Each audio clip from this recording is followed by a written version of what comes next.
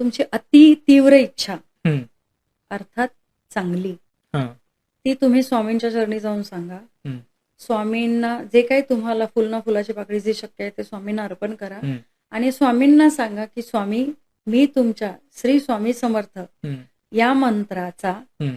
6,00,000 जप पूर्ण करेन. ओ, या दिवसांमध्ये मी दिवसांचं पुन्हा सगळ्या प्रेक्षकांना पण सांगते की हा. वेळ थोडासा जास्तीचा सांगून ठेवा.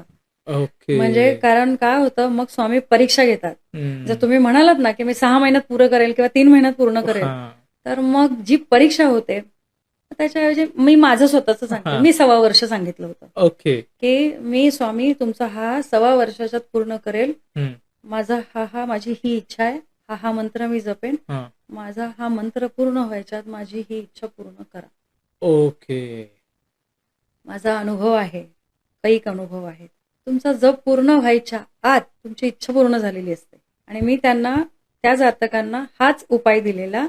अर्थात पर्सनली त्यांनी मला जे जे काही अजून काही आतल्या हा, गोष्टी सांगितल्या हा.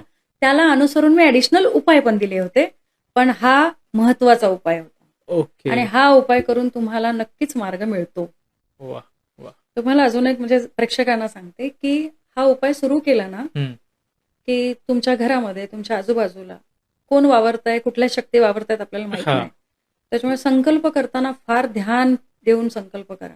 हम्म. एकदा संकल्प घेतला की परत फिरणे नाही.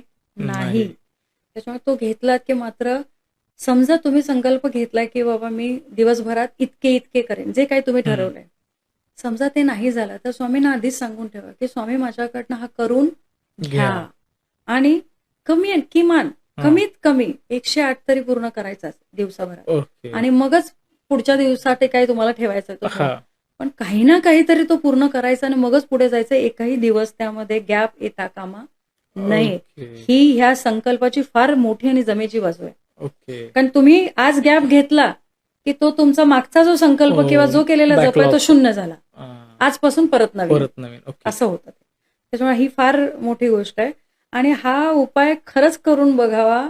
मी तुम्हाला सांगते तुमच्या आपल्या पॉडकास्टवर फार अनुभव येतील आणि खरंच अनुभव सांगावेत लोकांनी.